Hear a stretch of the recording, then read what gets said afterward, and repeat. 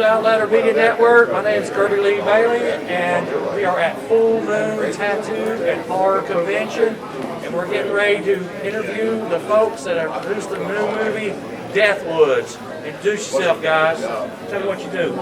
I'm Scott Connor. I wrote this movie, came up with this idea a while back, and hired a very talented crew to help me get this movie off the ground and rolling. I'm Derek Worley. I'm doing the special effects makeup and co-directing. I'm Celeste Blandon. I'm one of the producers, and I'm one of the actresses in this movie.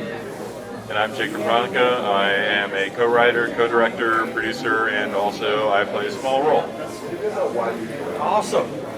So, y'all are still getting up funding to get this movie off the ground. How's it going along so far? It's been a good weekend. We're raising some good money. We're hoping to get a little more before the weekend's over. Anyone that's interested in slasher movies, this is your chance to be a part of something that we think is going to be very good. Yeah, we have some private funding right now. Like you said, we have an Indiegogo campaign going. That's, I think, we went over $6,000 yesterday, so we've had some potential investors that have stopped by today that are interested in putting some money in behind the scenes too, so that's awesome. I think we have a total goal budget of around like $70,000 or so. So I think with the private investing and then plus the Indiegogo added on, I think we're going to be getting pretty close. I've looked at the little previews. Love the kill scenes. I've looked at them. Who's responsible for most of that? That would be me.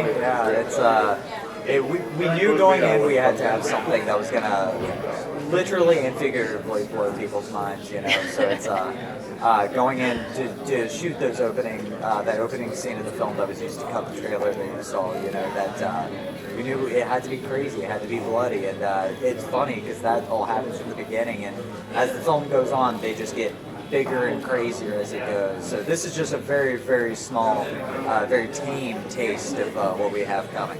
I mean, I love the slasher genre. Oh, yeah. It is my favorite of the horror stuff, is the slashers. Yes. I mean, you know, Terrifier 2 was the one that kind of pushed the envelope a little further. Yeah, absolutely. I mean, it's one of those movies that's kind of helped open the doors for a lot of our slasher types now. And like I said, this setup for this is awesome. I had to be careful. I first looked at it, and I was sitting there trying to look at the previews, and oh, by the way, do not put a space between Deathwoods online. I found out, I was like, what kind of movie is this? We pulled a little prank on you without you realizing it. Is that a prank, really? No.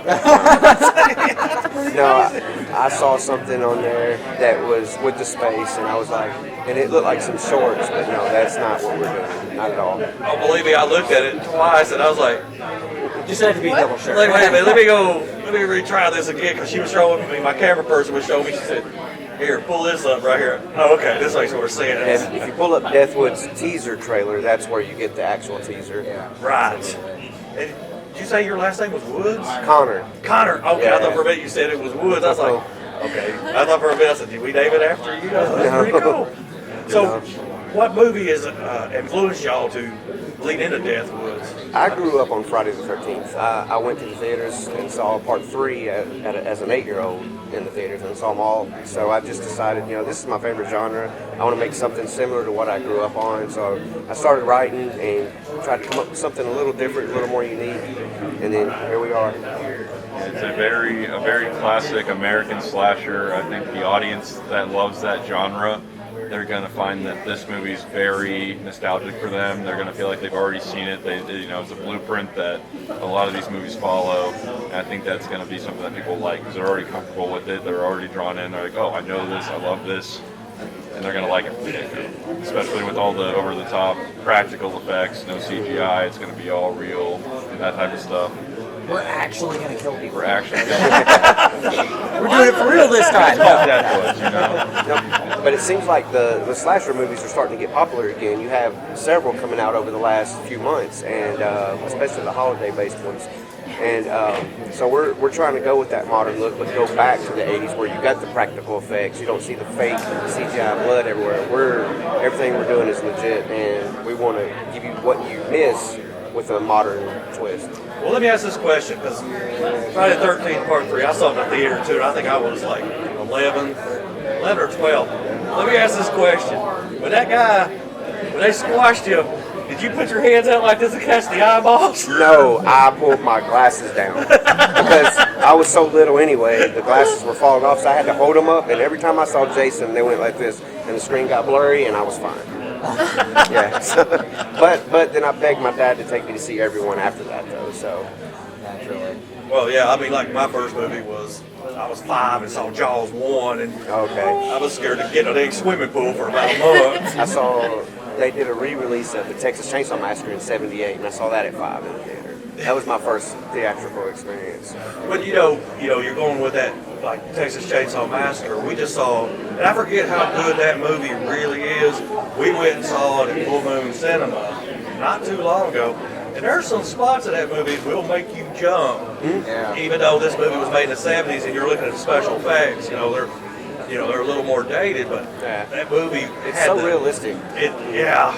There's a level of intensity with that film, and with some of these old films that still resonate. I remember when I saw Jaws the first time, even so long after it was released, that it still made me jump. And as a kid, I was scared to get into pools even. And it's like, that we want to try to capture some of those same little jump scare moments, into this film, because that's kind of a staple for the old slashers. Was you think Texas Chainsaw Massacre, when it comes out, hits that guy with the hammer, it's like everyone's all like, oh, the first time you see it, because it's like you don't expect it, So we can get those same kind of reactions. That'd be pretty entertaining, to follow that blueprint and do something jump scare with the killer. Like one of the movies that scared me really bad, and I went and saw the midnight feature when I was a teenager, was when I saw Evil Dead when it came into the theaters. Yeah. And I was like, oh my God, and I couldn't even sleep all night. It scared me so bad. Right. That was one of the first big ones that went really crazy with the special effects, man. And even for that time period, they still look like really crazy to this day with all the claymation and stuff. I mean, it's man. I remember my first time seeing Evil Dead, and I was just like, "What is happening? This is insane," So it's cool to see practical effects coming back and being such a staple in current horror again. Because there was a time period where there was so much CGI with everything that it felt like, man, this just doesn't feel as good. Like when you watch The Thing, those effects still look amazing to this day. It's a staple. It's so good. Then you see the remake prequel they did, and it's like, this isn't good. So it's nice to see that make that come back for sure. Always, because the reality is always, everybody tries to digitize everything. I mean, that's like we saw the newest Saw, and it was like, oh yeah, this still looks pretty realistic. Yeah. It don't look too CGI. Souls are way off. Oh my God, that is insane. I saw it 3 times, and I wish I hadn't. But I'll probably still watch it again. So you're one of the actresses in this movie. Yeah. Is this your first time, or have you done some other acting work? No, I act a lot. Right now on Amazon and Tubi, you can find Phantom Fun World. I'm the lead in that one. Got a couple projects that are still coming out that are not released yet. So those will be coming out. Watchdog, which actually we worked on with Derek, and our cinematographer worked on that as well. And Melissa plays my mom in that. Oh. Mark Patton's my dad. So We have some. Yeah. We'd like to definitely get some of those, classic names like Sleepaway Camp, Mark Patton for Friday, not Friday. Oh, not myself. Nightmare on Elm Street Part 2 in there, and it's kind of cool. Again, talk about these new movies coming out. Yes. Having those classic people coming in and helping us out and being involved with it is so much fun. We actually shot with Melissa Friday. Yeah. Yes. She's always a good time. She's so much fun. She is such a nice lady, and she's always so personal with people. And like I say, her movie is not called it's more like called a VHS classic, because I don't ever remember that one hitting the theater, but I remember getting that from the old rental store with the old VHS tape. The shoe with the knife through it is such an iconic artwork, It's like, and that's a cool thing too, with our artwork in comparison to a lot of other, theatrical release and stuff, it's like taking that care to get, period accurate looking artwork and stuff like that. And it's like that. I feel like that people sometimes remember the VHS tapes more than the movies themselves because the artwork's so cool. Every Friday the 13th movie had a cool poster, and it's like you gotta remember those. It's always promote. You always have to have some cool artwork. That got me. Like I said, I saw a movie not too long ago called Stop Motion, and I only went there because I like the poster on there, and it turned out to be a pretty cool little movie. I was like, okay, I know what it is. Or then we saw Late Night with the Devil the other day. Yeah, it was fun, really fun. Oh my God, it was so different. It's a month out. I haven't seen it yet. Definitely go. Hurry up. I know. I gotta do it. I mean, we've always been big horror fans, and we are looking so forward to seeing this movie. I mean, when y'all hope to get it released? We'll finish production at the end of July, and me and my editor talked. We talked about going through August and September and just getting it put together, trying to do some screenings, hopefully by October, but if anything, at least by the end of the year is what we're looking at. Or we'll do a festival run and then talk to some distribution and see what kind of deals we can get. My goal mainly is I want to get it in some theater screens to get the name out everywhere, not just streaming, and then eventually get it on some streaming platforms as well.